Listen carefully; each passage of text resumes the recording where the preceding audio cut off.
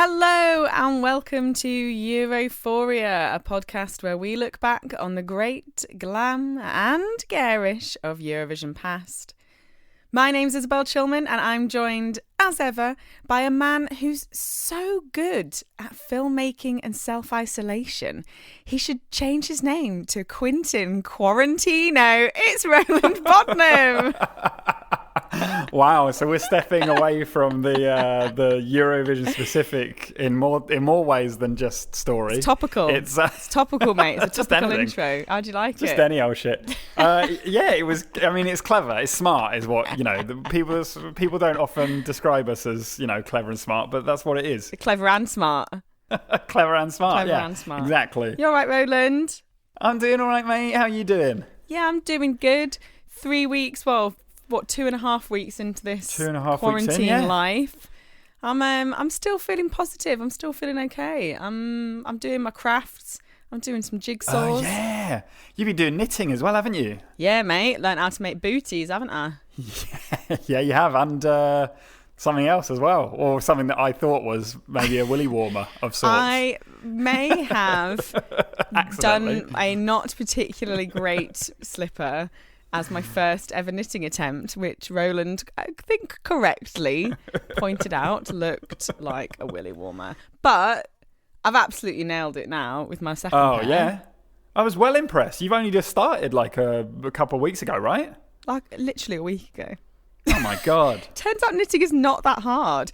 And I've also ordered loads more. So I've got loads of pink wool and I'm just going to make 1 million pairs of booties. So any listeners out there, would you, if you would like a Isobel Chilman hand knitted pair of booties, one size fits all, please do get in touch. I am more than willing to send maximum of 3 to a foreign country.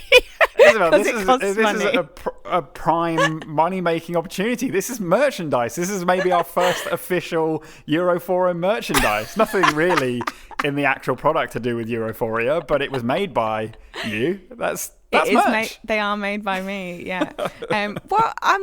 We'll see how many I can make. But I would actually legitimately, if someone gets in touch and sends me their address, first person to do it, I'll send you the next pair of booties that I made. Wow, amazing. There you go. That's out the goodness of my own heart. Cherish that, they will. Cherish it. Better do. Have you got any other tips and tricks for coping with isolation, other than just alcohol, or is it mainly the drink that's helping? No, very little drink. My housemate doesn't drink at all, so I don't have that physical encouragement of it being someone in the same household going, let's have a bottle of wine together, which is actually very handy. So I've been having a few little video conferencing dates with friends where I've had a drink, but I can't really open a whole bottle of something because I just won't finish it. That leads me on nicely to what I'm drinking tonight. Oh, does it now? Yeah, which is it's a cocktail I have named the Quarantini. So excellent, that is great. If you can see this on the video, Roland. Oh yeah, hang on, let me look. Yeah. Ooh, it's blood red. This is a mixture of vodka that has been sat on my shelf for quite a while. Normally used in Bloody Marys, but I don't have any tomato juice at the moment. Ribena that is my housemate's, and some flat prosecco left over from Saturday night. Interesting. Okay, and how does it taste? It tastes not great. Okay. Oh God. Too much vodka. Well, I'm continuing my trend that I started last week because I realised I've got a crazy amount of gin in the house, so I'm just working my way through gin. So I'm going to do a gin and tonic, just regular. I'm going to pour some here. You ready? Oh my God, that's a lot of gin. I just saw you. How much you poured? It's half gin. Oh my God. Oh no, I'm panicking. Look, here's the bottle, the tonic. Oh. Lovely. Okay. This could get messy, this one. That's going to be nasty. Oh, okay. That is, there's less tonic than gin. This is bad. How does it taste? Oh! Oh, that's quite ginny. Oh. Neither of us are going to enjoy our drinks. No, we're not going to be enjoying our drinks. Just get it down your gullet. You'll sleep better tonight. Seriously. Cheers, mate. Cheers. Cheers. Let's move on to some Eurovision news. There has been some news actually this week. There's been big news. Yeah, two quite big announcements that I've got. Do you want to lead on this? Yeah, well, I think the biggest of big announcements is that the EBU have announced that Eurovision Europe Shine a Light will bring audiences together on May 16th. So following the cancellation of our beautiful, beloved Eurovision Song Contest this year, the EBU are going to put on a star-studded televisual event for us on the same evening that the grand final was meant to be taking place, which is Saturday the 16th of May. During the evening. So it's going to give, what they've described it as is they're going to give all 41 songs are going to be honoured in a non-competitive format. Yes, yeah. It's very clear this is not a competition. We're just singing all the songs from the safety of our own homes in some sense. There's also going to be Eurovision stars from past and present who will be singing and making some sort of glamorous appearance at some point. Yeah. The thing about this is that this announcement was slightly usurped by the fact that earlier in the week, the BBC announced Eurovision Come Together, a compilation show celebrating what would have been Eurovision 2020, to be screened on Saturday, the May 16th as well. Yeah. So either they're doing back-to-back and it's going to be an extra long show, or we've got competing Eurovisions, which any other year would be a dream if we had two different Eurovisions going. But they're on the same night. Someone should have... I feel like there's been a lack of communication here. Organised on the same night. Yeah, Very it's strange. Really odd. They've definitely, the EBU have said that they are encouraging all of their member nations to screen some, but to also honour Eurovision in their own way throughout the Eurovision week. So for them to have their own pieces of content on. I don't think they meant do something competing on the same night as ours, BBC. And also, why is the BBC one called Come Together, but the actual Eurovision one uses the actual UK winning headline of Shine a Light? And the BBC has just taken a Beatles song because music, I guess. Like, what are they... That's not anything related to Eurovision. This is really confusing. Especially in a time, I get it might be metaphorical, but, you know, there's not much room for nuance these days. And Come Together at a time when everyone has to be self-isolated could seem slightly poor taste, you know? I'm looking forward to Europe Shine a Light, though, for definite. So it looks as though they're still going to have the same presenters that they were meant to have at this year's contest in the Netherlands, and they're still going to have Nikki Tutorials doing all of the online content because they'll be screening it on their YouTube channel as well. So they're trying to bring everyone together in as good a format as they can, I suppose. It'll be interesting to see how it comes across on the night. Obviously, this still all has to be done in self-isolation. Yes. To a certain extent anyway. Okay. Let's go. What do we normally do? Do we normally do any other business, or do we do listener emails first? Listener emails are any other business. Oh, they are they? Oh, okay. So let's do some. Jesus. Give him a bit of time off the podcast if he gets everything. All right, well, let's do some any other business then. We have a listener email. Yay! Whoa. It is an email with the subject line, finally up to date. Yes. It reads, Isobel and Roland, I am finally up to date with the podcast. I emailed you a year ago when I was on my way back from Mexico saying that I've just discovered the joy of Europhoria. I tripped over a dog during a park run and broke my cartilage between my ribs. So the only exercise I could do was walk to and from work. So I've had all the time in the world to whiz through 20 plus episodes. Oh. Which, I mean, sorry you broke the cartilage between your ribs, but we're happy that we can help that sounds with some nasty. of that recovery. I know, yeah. Then we enter a list. Some thoughts on topics you had touched on that I remember. Terry Wogan. I'm not a particularly big fan of Terry Wogan, as I feel he wasn't respectful of the contest and was borderline xenophobic in the later years. Also fair dues. Fair dues. I feel his mindset was part of the problem why Eurovision is seen by many as a joke in this country. Fair dues. Yeah, I'm not going to disagree, but also the UK just takes the piss out of everything. Like, what do we actually take seriously? Because I can tell you right now, we're not taking fucking self-isolation seriously. No, if exactly. Dalston and Hackney is anything to go by. Jesus Christ, people, stay 6 feet away and stop coming near me. It's weird. Well, yeah, I agree with you. I think that he did represent a tone of sort of the British sardonic humour, but he didn't help with our taking serious of the contest itself. On a brighter note, you talked at length about Eric Sade's dodgy lyrics for Popular, but have you heard the lyrics for his first attempt at Eurovision glory? At Melody Festival in 2010, he sang the song Man Boy whilst aged 20. We have some lyrics here. It goes, man boy, you can call me man boy.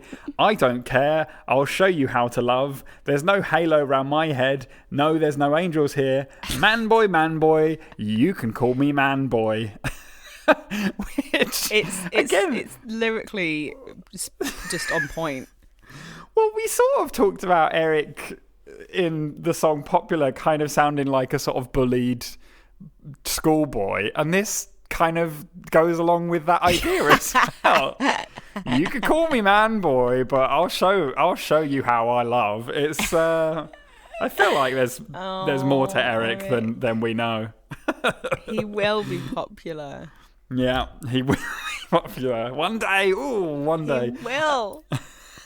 Eric also did a duet with Dev, which is hands down one of my top 10 all-time songs, and that man boy can dance if you check out that video.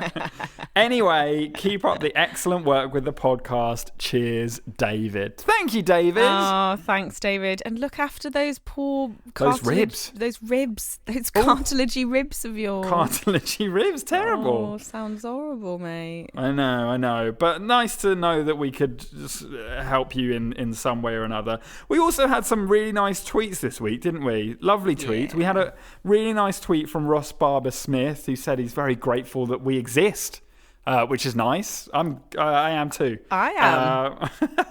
But thank you, everyone, for emailing and tweeting at us. Feel free to do so yourself. We've got lots of time, so fill it with emailing us. We've got loads of time, except I still forget to tweet about new episodes of the podcast. I mean, it happens. This is the point of the show where I will be putting out an advert for a social media intern. To do my legwork I can't be asked doing. You just got to tweet more than I do, which is basically just tweet at least 2 times a week, and you've nailed it. And you've nailed it. That's 100% increase. That's great. 100% increase. So you can email us if you want to apply to be an intern or whatever. You can reach us ask for my booties. To request a booty, please email europhoriapodcast@gmail.com. Or you can tweet us at EuphoriaCast. Yeah. Continuing the any other business, I would like to make an announcement. For anyone who didn't know, we have an album of our greatest hits. I say we because Isobel is co-credited as co-writer on all of the songs. We have an album of our greatest hits, which is the greatest hit songs from seasons 1 to 4 of this show, available on Spotify. Just search Euphoria. It's also available on iTunes. But what I've decided I'm going to do, Isobel, is I'm going to start releasing singles as well. So this season, if a song gets, let's say, 7 points or above, yes. Or if they get like a spectacularly bad score, I will be releasing each song each week as a single on iTunes and on Spotify. So please do go check that out. I have also, this is how much time I have on my hands, I have also enabled it so that you can embed Euphoria songs on your Instagram stories. What? So if anyone wants to... up. I deleted Instagram, but I'm going to have to download it again now. Get back on it. Yeah, if you want to express that you've got a boy crush, or if you want someone to reply, or if you have just seen a hottie and want to say man oh man, you can embed all those songs onto your Instagram story and have a great time. So feel free to do any of those things. I'm going to just exclusively use Responde S'il play on every Instagram story I post from now until the day I die. I'm very excited to see the result of that. But okay, should we do a story? Let's do a story. It's your turn, love. It is my turn. This week, let's just bring the energy down a little bit here. This week, Isabel, I am going to tell you the story of the forgotten voice of Croatia. In a room on the first floor of the neurosurgery clinic of the Sisters of Mercy Clinical Hospital in Zagreb, the Croatian liberal politician Vice Vukov was lying in a hospital bed, having been in a coma for 3 years following a fall whilst descending the stairs in a parliamentary building. In the early hours of September 24th, 2008, Vice took his last breath and passed away. Oh, sad. Vice Vukov's passing was announced in Parliament by Vice President Vladimir Seks, and a minute of silence was held during the parliamentary sitting. 5 days later, Vice's funeral was held at Zagreb Mirgoj Cemetery and was preceded by a commemoration service in the People's Home Palace organised by the Croatian Musicians Union and the Croatian Composers Society. During the ceremony, several leading Croatian musicians honoured Vice, who over the course of the ceremony was described as one of the best Croatian voices in the country's history. Wow. Now, this outpouring of respect may seem like a grand ceremony for a leading figure in Croatian culture, but in all honesty, the final 3 years of Vice's life were an altogether quieter affair, with much of the Croatian media, his government colleagues and wider society quietly moving on from the story of Vice and his impact on the cultural and political landscape of the country. Vice's 74-year-old brother described it a short while before he passed by saying, "My brother's condition is very serious and unfortunately he has no help. I am angry that he has given so much to Croatia and no one is helping him today." Oh, why?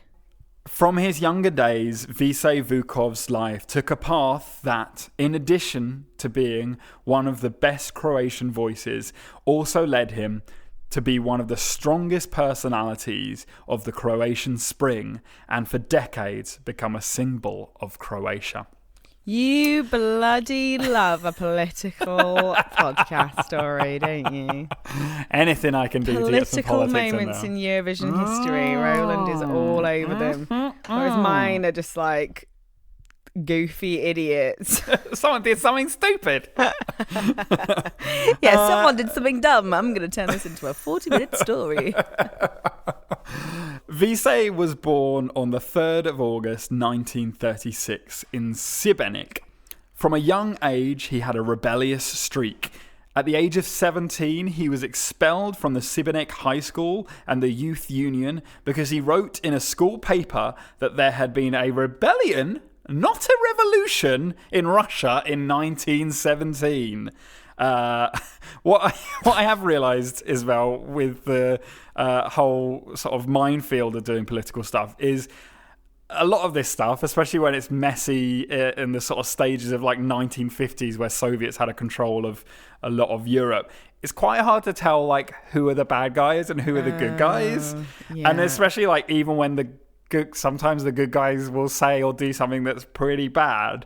So like if anyone is listening from Croatia or has extended knowledge of the political history of Yugoslavia at the time, I do apologise if I endorse anyone's actions, but I will say I've sort of been able to determine through his convictions, his actions and his affiliations later in life that Vise was a good guy. So do feel free to email and correct me if I'm wrong, but there is only so much research we can do and I couldn't spend hours looking into the Croatian Spring. Anyway, at the time, that was enough to throw Vise out of his school. In 1955, Vukov went to university in Zagreb, where he enrolled in the Faculty of Philosophy and joined the choir, where he developed a passion for singing. In the spring of 1959, then Radio Zagreb music editor-in-chief Danica Markulin invited him to an audition for singers. After the performance, Vise Vukov was immediately approached by the director of the Opatija Festival and was offered the opportunity to perform in the festival that year. It was a concert held each year in the idyllic coastal town of Opatija. It was here where he made his solo debut with the song Peacefully Flowing Rivers. Sounds nice, doesn't it?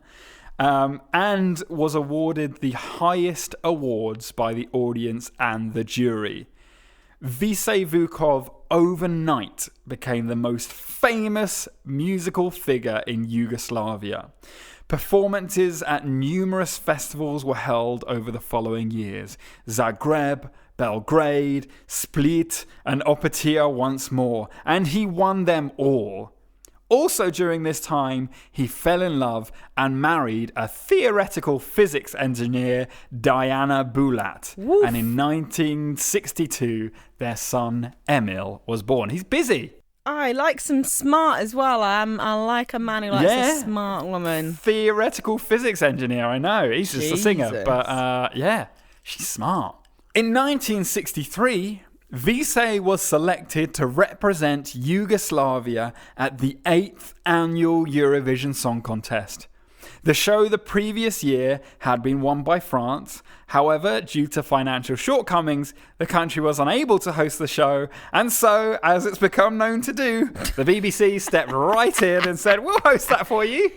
We didn't win, but that it kind of means we won, right? It basically means we won if we host. Is like, like a creepy guy friend who is just waiting for your boyfriend, you and your boyfriend to break up, and they're just like sweeping. I've always been here for you. I know. I've always treated you well. You owe me, basically. Oh, creepy babe. What are you doing? Creepy babe, I know. Well, they did. And so, Vise took the trip to the BBC Television Centre in London to perform his song Brodovi. Should we take a listen? Oh, I would love to. Na was czekają ljubavi, na was czekają prozori, bez was gitare mru, dok zora pali dan. Oh, he's like a Yugoslavian Frank Sinatra, isn't he? It's a nice song, isn't it? It's very nice. Like an old black and white movie set on the Mediterranean coast. Really nice, isn't it? Oh, lovely. Very relaxing. But it only got 3 points on the night and came in 11th out of 16 people. And call me crazy, but I think it might have something to do with the fact that the song is actually about the importance of ships in his neighbourhood, and that without ships, the ports are sad, Rivieras are deserted, and seagulls die. But that can also be a nice song. That can be your next song, but in English. You've got to make a song as beautiful as that about seagulls dying. It is beautiful about dead seagulls. Yeah. I mean, it sounds beautiful. I just feel like it doesn't connect with an audience of largely landlocked countries. But they don't all speak Yugoslavian. True. I don't know what language it was in. Maybe it was Yugoslavian. But still, most people are idiots and just speak English. Isabel Chilman, most people are idiots. Yeah, true. It didn't do well. Got 3 points. No. Anyway, who won that year? Don't know, mate. Don't know. We'll move on. You don't get the background that I need to know.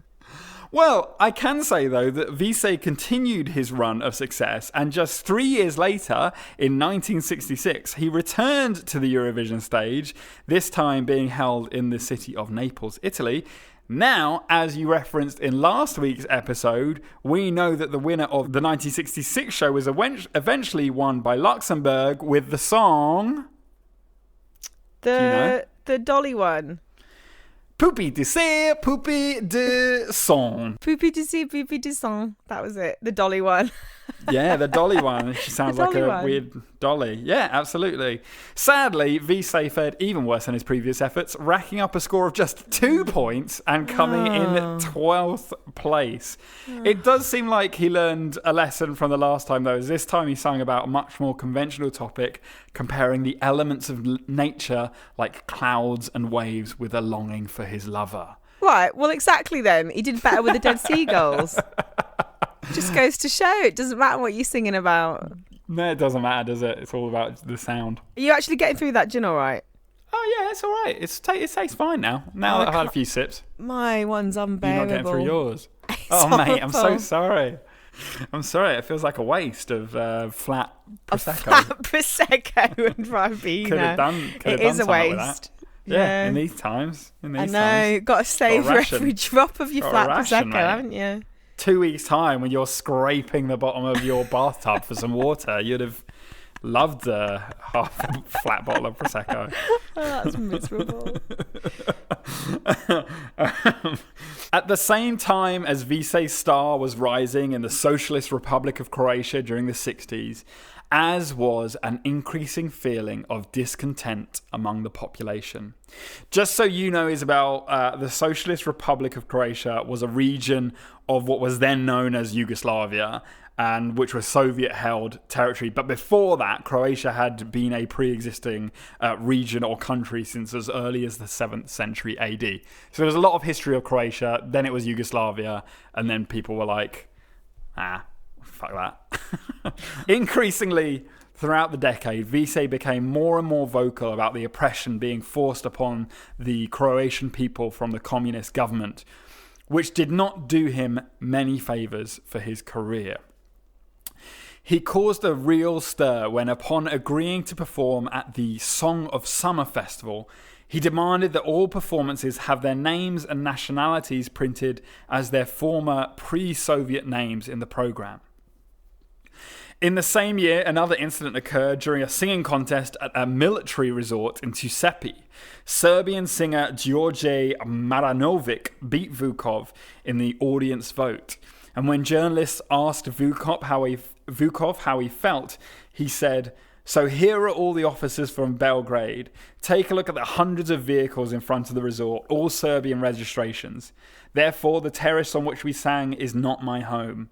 And it is obvious to me that all of these Serbian officers voted for their jock." Oh wow, he's bold. Ballsy. He's bold. Yeah, he's bold. Yeah, he is. He is. I feel like when you've won all of those things and you've become a sort of, an icon already, then, you've got that opportunity to do it. Just saying. Just look at... Just look at Taylor Swift. Have you seen the Taylor Swift documentary? Yeah. She had that whole thing, and she was like, "I'm gonna have to bloody say something, aren't I?"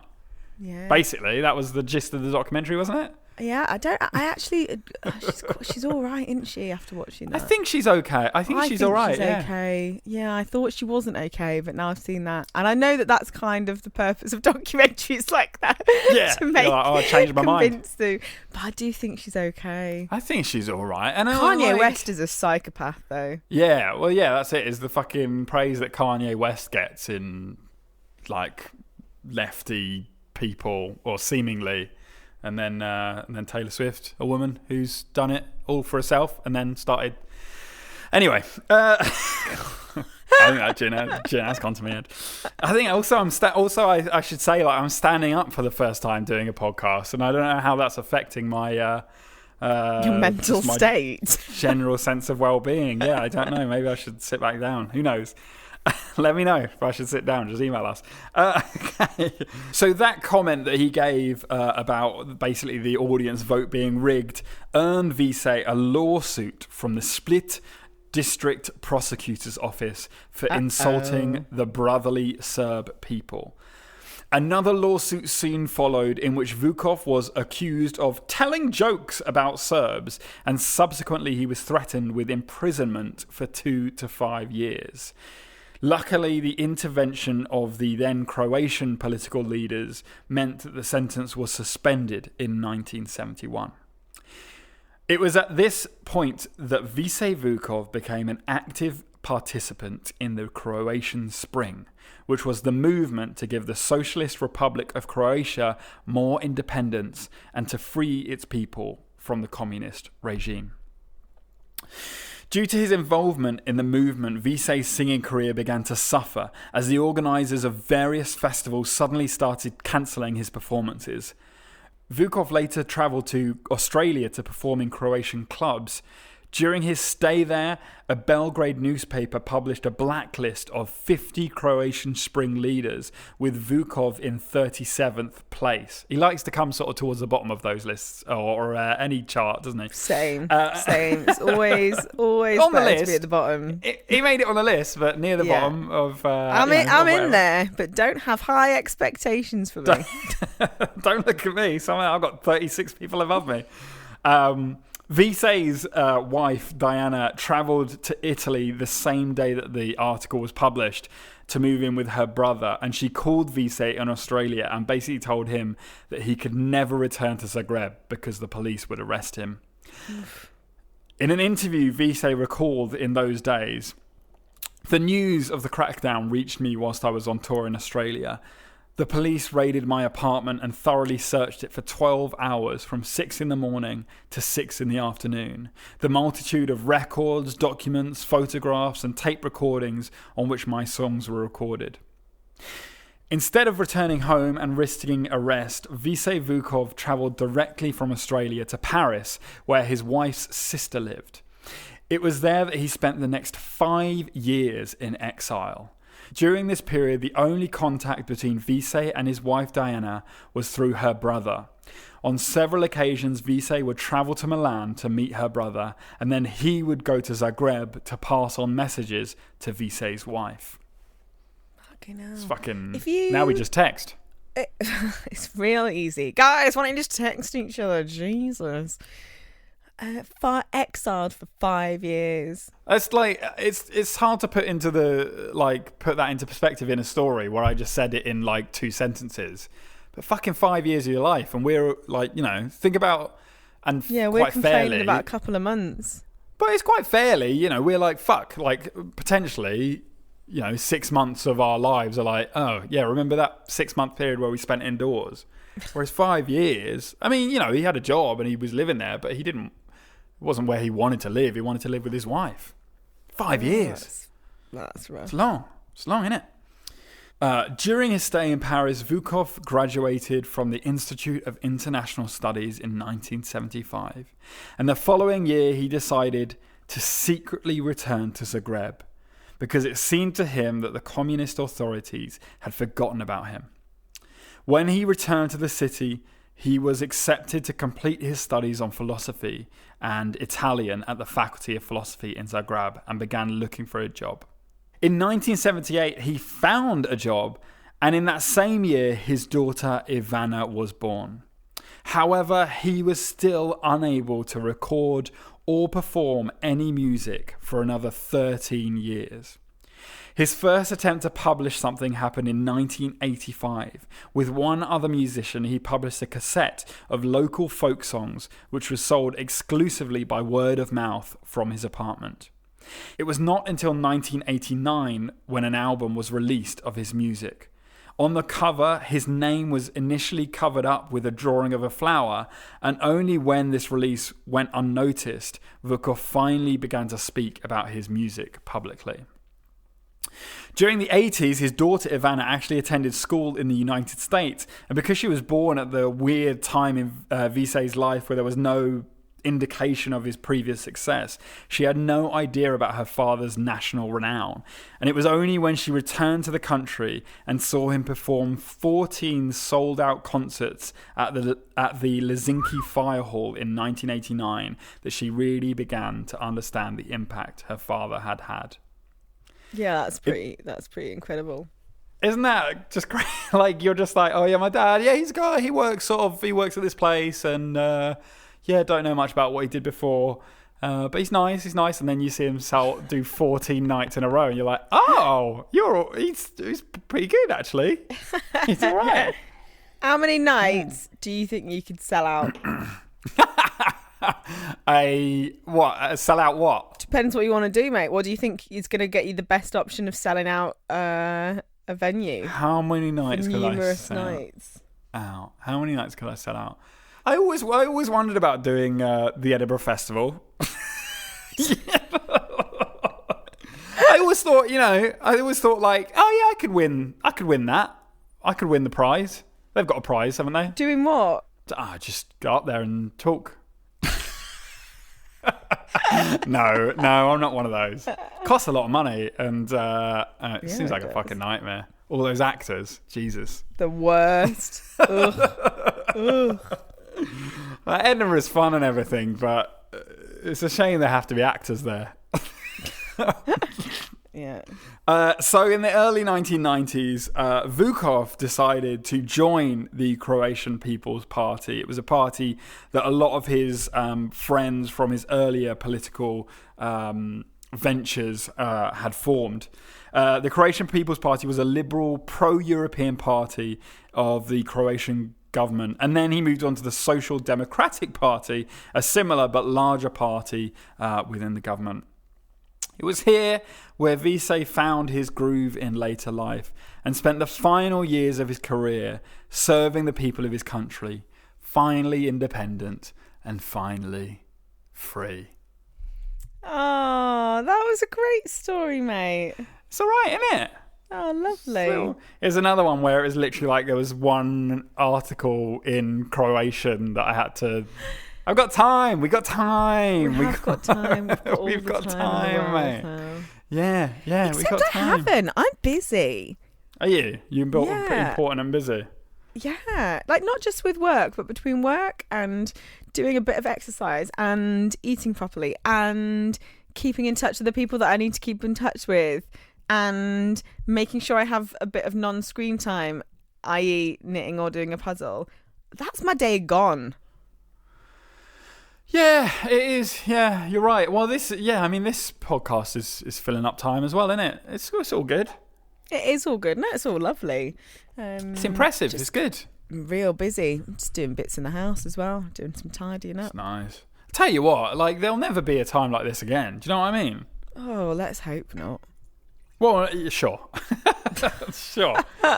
Yeah, Do you know that I used to work for? I don't know if I've told this story before. I used to work for Calderdale Council's Adult Health and Social Care Department as a temp job when I was 18, I think. I don't think I even knew that. 6 months. Oh yeah, it was one of the worst jobs I've ever had. Oh. Yeah. Okay. It was in this really miserable office in the centre of Halifax. Oh, okay. It was my first office job, so I was absolutely not used to the working hours. No. Having to be up and functioning for 9 a.m. was real tough at that point. And one of the worst parts of my job was that they would put the obituaries from the local newspaper on my desk with the names of people who had died who were previously living in care homes that we funded.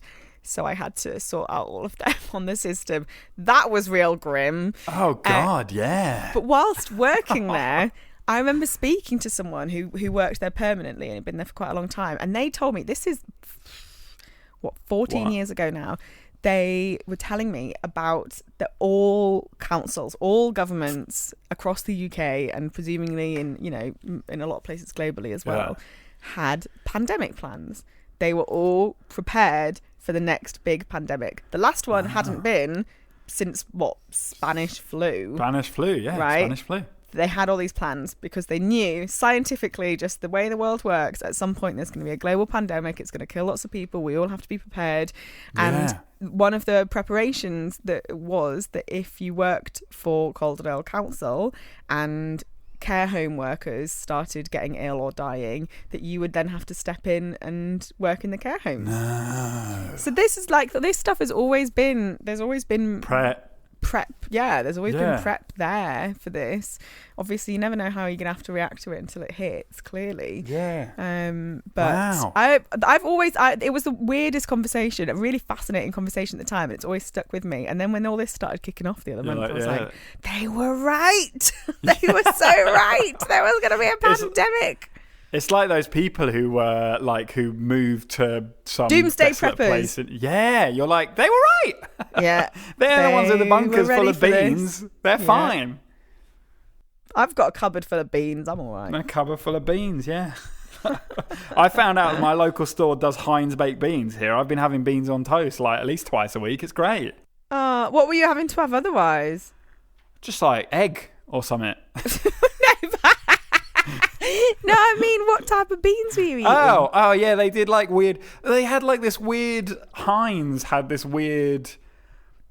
They called them vegetarian beans, which beans are, and it was all different colours, and it tasted sweeter or whatever. But it's over here. It's funny. Anyway, so we're done with the story. Moved on. So. We're going to do the song, Isabel. We're going to do a song. Have you downloaded it? Yeah, we've got a song, Roland. I forgot about that for a got second. A song. We absolutely got a song. Don't worry. I never forget. Don't worry. So, Isabel, this week, it honestly has been tricky to find inspiration from anywhere other than from what is happening right now. And so, as Vise did with his song about I don't know. He wrote what he knew about. No, he wrote what he knew about. He was in, he just knew about ships and that.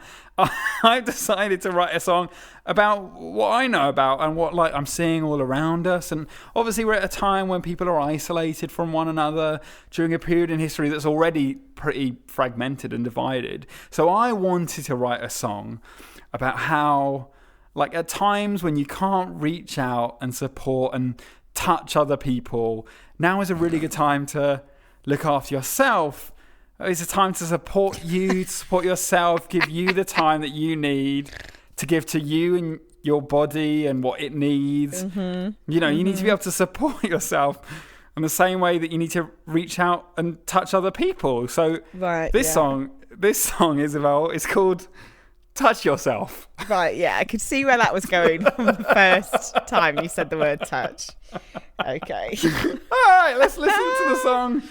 Let's listen to the song Touch Yourself.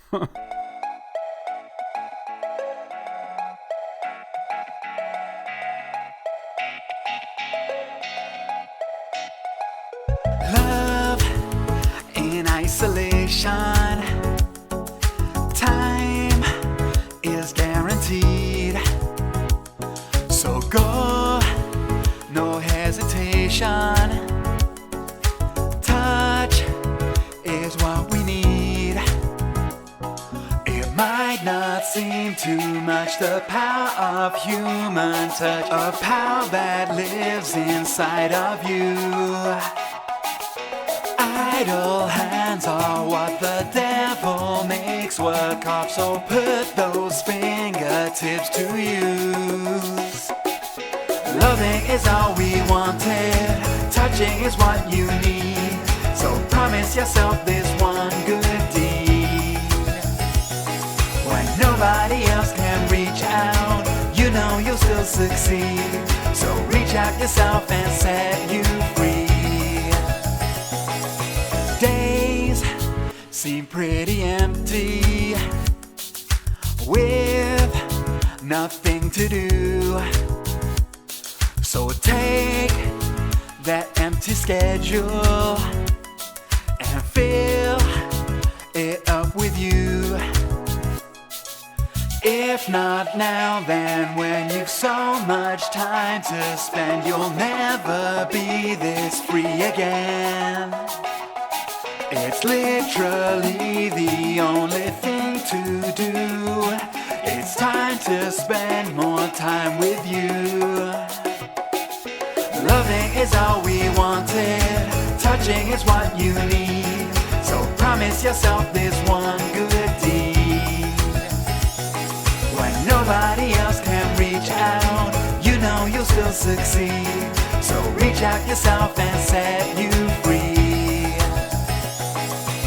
So touch yourselves around the globe if you are near or far.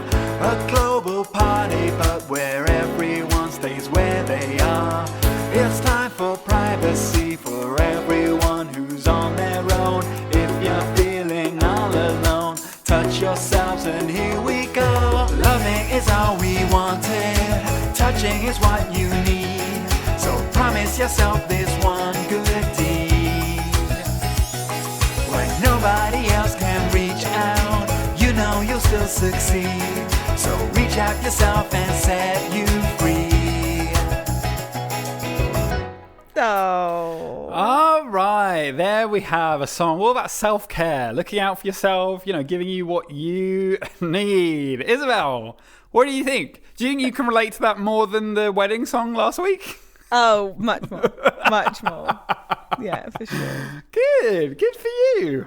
Oh, Roland, that was a lovely little ditty, wasn't it? Was it all right? Yeah, I it was okay. thought, with your intro and the song title, I thought that was going to be a toe-curlingly painful few minutes of basically you explicitly singing about wanking. I mean, but it was... that was adorable. That's sweet. Oh, that's nice of you to say. I honestly thought I'd stepped over the line a little bit, but I think that was very well balanced in terms of the actual the double entendres there, and the deep meaning of the song. But with the melody, that very sweet little melody, and actually none of the lyrics were dirty. I think I said the devil makes work of idle hands, so put those fingertips to use. Fingertips, I think, is a little on the nose, but put those idle hands to use. There's been ruder songs about having a lovely little bit of self-love. That what's it called? Oops, there goes my shirt up over my head. Was that about masturbation? Yeah, it was. It was about checking yourself in the mirror and being like, oh yeah, I'm having a go at me. Oh, I never got that. Oh, Jesus. Straight men are the worst, aren't they? Oblivious to everything. I was like, oh, she must have liked a man, I guess. So straight white male of you, Roland. It's rare that I veer into that territory, but occasionally I do. I apologise. I'm glad you liked it, though. That's nice. That's good. Yeah, very sweet. I will be. I'm going to be critical here because that's the purpose of me. I'm your critical friend. Yeah. I need you to be. I felt like I wanted more from the chorus. Yeah. Okay. Yeah. After the first chorus, I felt a little bit disappointed that I hadn't got more from it. Okay, that's fair. It's fair. But it was a very sweet song. I was humming along from the off, bopping my head along to it. Lovely little ditty. Good, and it's hard to, I feel like treading that line, that thin, narrow line of writing a song about having a wank, but it being appropriate, it's quite hard to do. I am conscious. I think you know what I'm doing at the moment, Isabel, that I would like to address and that I would like to try and move away from is that I'm chasing Boy Crush, right? Boy Crush got 12 points, right? And the kind of whole thing of it being like an SNL Lonely Island kind of thing. And I think the last few songs I've been a little bit trying to chase that vibe, and I'm aware of that. Like, you know, I'm aware. So I'm gonna try and do some more. Move away from the kind of knowing comedy songs a little bit. I'm aware you that this haven't done is the anything third in a row. overtly ridiculous in quite a while. I know. I'm trying to be good, but I also just need to like let the chains go, let the shackles go, and make something ridiculous. So maybe week 4 of isolation will lead to some festival fun part 2. Festival fun kind of vibes. Yeah. Festival fun returns. Yeah, we'll see. All right, before we forget about this one, Isabel, what score would you give Touch Yourself?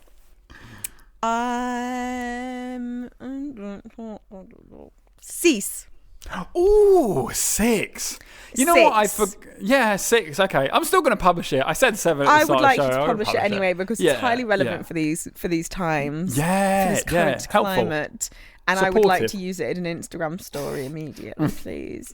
So, still publish it. And I forget, right? I forget that you are genuinely giving scores that you are like, I'm a country, it's Eurovision, what would I give this? Yeah, it's not just me being rude. No, not at all, There's method in this madness. If the UK got 6s across the board at Eurovision, it would be the best one we've done in a decade. Exactly. You'd be our most successful Eurovision entry in a decade. If there's any time to end the show, it's you saying that quote. So, thank you all for listening. If you want to get in touch with us, please do give us an email at europhoriapodcast@gmail.com. Or tweet us at EurophoriaCast. And remember, whoever emails me first gets my next pair of booties. Booty. There you go. Thank you so much for listening, everyone. We love you listening, love you tweeting, love you emailing us. And stay safe and have a good week. And we will see you in 1 week's time. Goodbye. Bye.